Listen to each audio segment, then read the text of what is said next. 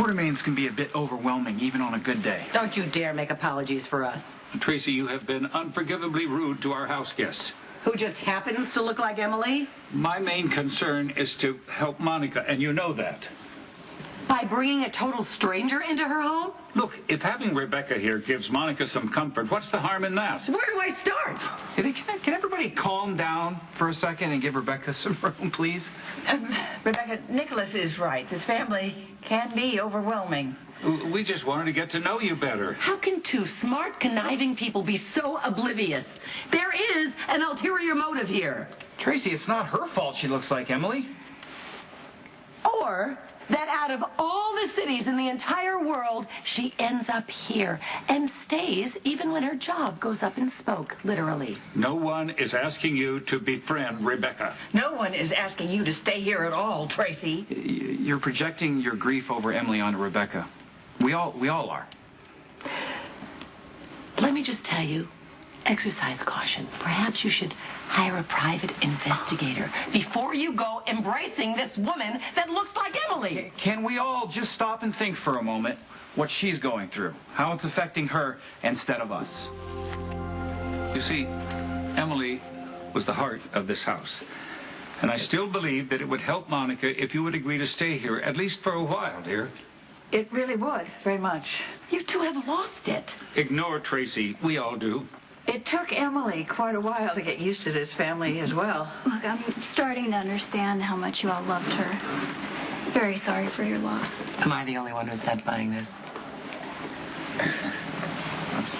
Tracy, just because you have an agenda doesn't mean the rest of us do. Some of us actually accept and appreciate the coincidence and are glad for it. This was a really bad idea. Yeah. Now do you see what you've done? Rebecca, wait, no, I shouldn't have come.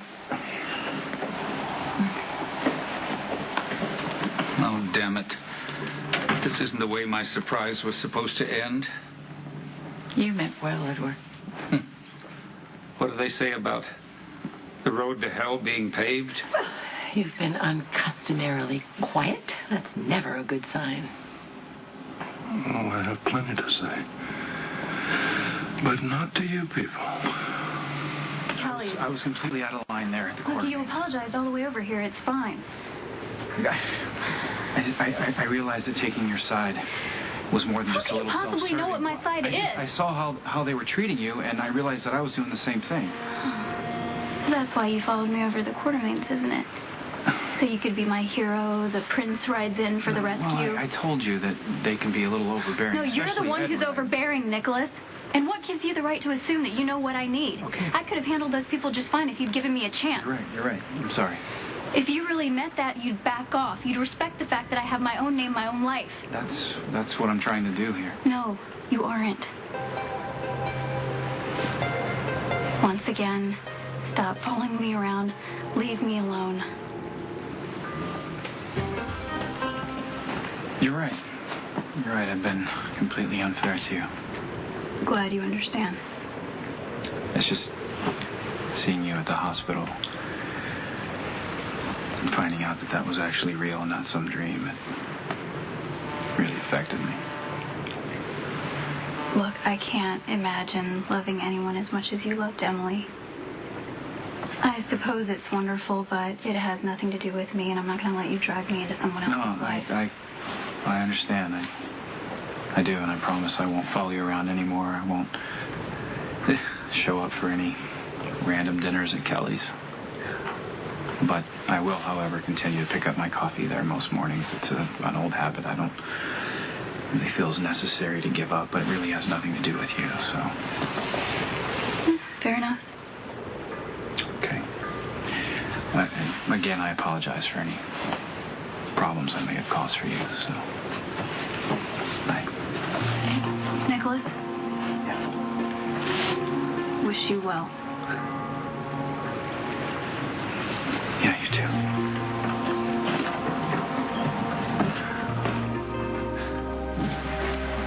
Dr. Quartermaine,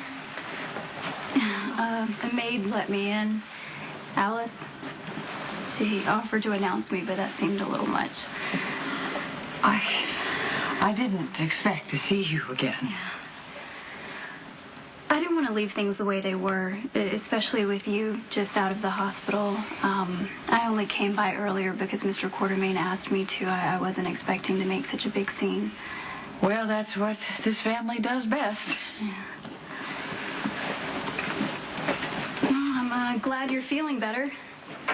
You gave me quite a scare during the fire.